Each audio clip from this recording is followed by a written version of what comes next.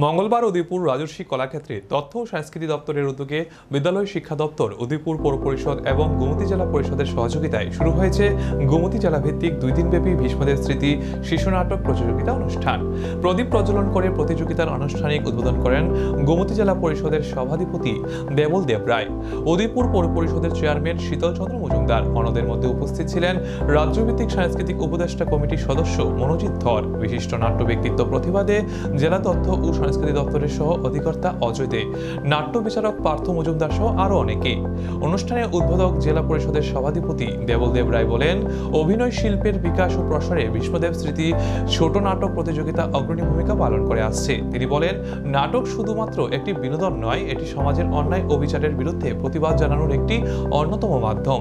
এই প্রতিযোগিতা ঘিরে শিশু শিল্পীদের মধ্যে বেশ উৎসাহ উদ্দীপনা দেখা গিয়েছে। এই প্রতিযোগিতায় জেলার মোট 18টি বিদ্যালয় অংশগ্রহণ করেছে। আগামীকাল প্রতিযোগিতা শেষে বিজয়ীদের হাতে পুরস্কার তুলে দেওয়া হবে। যেটা সমাজে বাস্তব ঘটনা, সেই বাস্তব ঘটনাগুলি নাটকের মাধ্যমে দেখানো হয়, বোঝানো হয়, যাতে করে একটা প্রভাব বিস্তার করতে পারে তোমার আমার মনে, যেটা আজীবন মনে থাকে। ঠিক তেমনি বাল্যবিবাহ বলো বা আরো কিছু কিছু ঘটনা আছে, সেই ঘটনাগুলির উপর যে সমস্ত নাটকগুলি হয়, নাটকের মাধ্যমে যদি আমরা দেখি তাহলে আমাদের মনে একটা প্রভাব ফেলে, সেটা আজীবন মনে থাকে এবং সেটা যা কোনোদিন কেউ ভুলে না, যদি সত্যিকারে মনোযোগ দিয়ে নাটকটা দেখা হয়।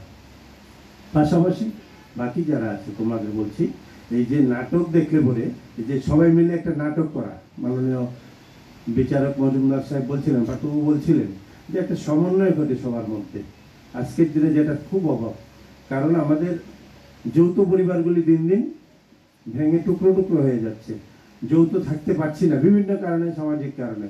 সুতরাং নাটক, যাত্রা এই সমস্ত করে আমরা কিন্তু এখানে একটা এসে আবার যৌথ সম্পর্ক গড়ে ওঠে, সবাই মিলে মিশে দেখো। সবাই উনি বলছিলেন যে আমরা সবাই এক ক্লাসে পড়ি না, অথচ আমাদের মধ্যে একটা মিলন ঘটে, আমাদের মধ্যে একটা সমন্বয় ঘটে, যে সমন্বয়টা প্রত্যেকের মনের ভাব প্রকাশ করে আমাদের মধ্যে একটা বড় ছোট মিলেমিশে একটা বন্ধুত্বের আকার ধারণ করে, যেটা দীর্ঘদিন লাস্টিং করে। সবাই মিলেমিশে থাকার একটা মানসিকতা গড়ে ওঠে, যারা সবাই সম্মিলিতভাবে থাকতে পারে সেই সমাজ সুন্দর থাকে।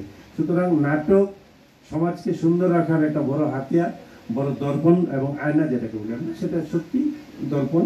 সেটাকে ভালোভাবে পরিচর্যা করে যারা করবে, তারা যেমন মানসিকভাবে শান্তি পাবে করে এবং বুঝে, বাকিদেরও একটা সমাজে সুন্দর সমাজ গঠন করা একটা সহায়ক ভূমিকা গ্রহণ করবে। সুতরাং আমি আজকে তোমাদেরকে বলবো, যারা ছোটরা আছে, তোমরা পড়াশোনার সাথে সাথে নাটক যাত্রাগুলি দেখবে, করবে এবং সবাই সুস্থ থাকবে, ভালো থাকবে। গোমতী জেলা ভিত্তিক এই নাট্য উৎসব সুন্দর হোক, সবাইকে এই আশা রেখে সবাইকে আমি আমার অভিনন্দন, ভালো